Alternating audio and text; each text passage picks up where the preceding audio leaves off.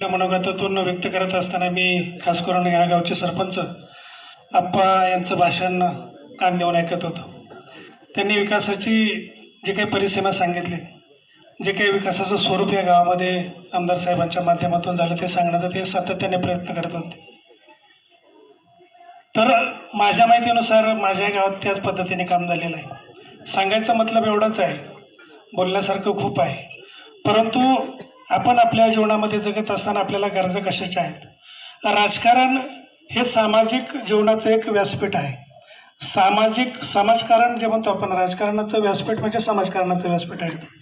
आणि त्या राजकारणाच्या व्यासपीठावरती खरं तर आपण समाजाचं काय काम करू शकतो, आपल्या गावातील कुटुंब व्यवस्था कशी बदलू शकतो, आणि ती कुटुंब व्यवस्था जर बदलायची असेल तर आपल्याकडं राजकीय वरदहस्त चांगल्या पद्धतीचं पाहिजे.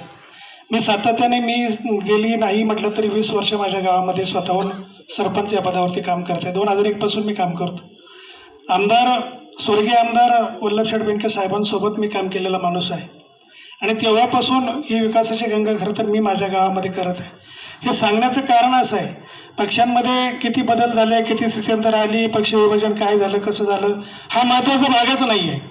परंतु आपल्या गावाची जर आपल्याला खऱ्या अर्थानं प्रगतीच्या दिशेने वाटचाल करायची असेल, आपली कुटुंब व्यवस्था बदलायची असेल, तर आपण त्याकडे कुठेतरी चांगल्या पद्धतीने पाहिलं पाहिजे आणि तो कल त्या पद्धतीने दिला पाहिजे. निष्ठा अलीकडे राहिला नाहीत, निष्ठा विकल्या गेलेल्या आहेत. निष्ठावंत माणसं राहिली नाहीत, चांगल्या विचाराची माणसं राजकारणातून बाजूला होत राहिलेली आहेत. ही वस्तुस्थिती आहे आणि हे कुठंतरी जाग्यावरती आणायचं असेल तर आपण समाजाने याच्यामध्ये ह्या राजकारणामध्ये उतरलं पाहिजे. आणि राजकारण बिघडत चालण्याचं दुसरं एक कारण मी तुम्हाला सांगतो, जाणीवपूर्वक बोलतो, मी थोडासा वेगळा बोलणारा माणूस आहे.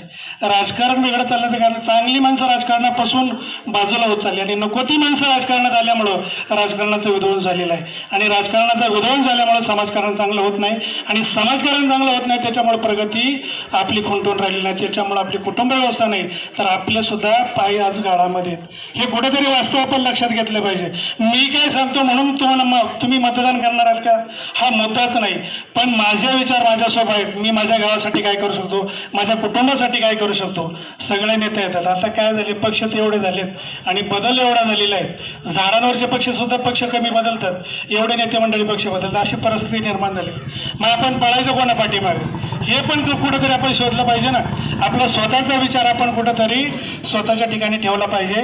आपलं कुटुंब असेल, आपलं गाव असेल, आपला समाज असेल, आपला तालुका असेल, आपला जिल्हा असेल, ह्या बाबतीत आपण कुठेतरी विचार केला. आणि हे मी काय सांगतो तर आपण असो, या निमित्तानं खरं तर बोलण्यासारखं भरपूर असताना वेळेचं भान ठेवण्याच्या या ठिकाणी मी एवढंच सांगेन की आपल्या भागाचा, आपल्या समाजाचा, आपल्या कुटुंबांचा, आपण शेतकरी आहोत, आपला जर खऱ्या अर्थानं जर विकास करायचा असेल तर आपल्याला अतुलशेठ बेनके साहेबांच्या सोबत उभं राहिलं पाहिजे. अतुलशेठ बेनके साहेब स्वतःच नाहीत, त्याबरोबर शरद पवार साहेबांचा गट पण आहे, त्यासोबत आपले उद्धव बाळासाहेब ठाकरे यांचा पण गट, ही सगळी मंडळी एकत्रित येण्याचे काहीतरी संकेत असतील ना, काहीतरी संकेत असतील ना. उभाटा बाळासाहेब ठाकरे गटाचं गट आपल्यासोबत आहे, पवारसाहेब आहेत, अतुलशेठ बेनके एकत्र आहे, रिपब्लिकन गट एकत्र आहे. हे कदाचित आपल्या उत्थानासाठी असंच या ठिकाणी मी सर्व उमेदवारांना शुभेच्छा देत असताना आपल्या सर्व ग्रामस्थांना एक नम्रतेची विनंती केलेली, येत्या 5 तारखेला घड्याळाच्या चिन्हावरती बटन दाबून या सर्व उमेदवारांना विजय करा, अशी या ठिकाणी भावना व्यक्त करतो. थांबतो. जय हिंद, जय महाराष्ट्र.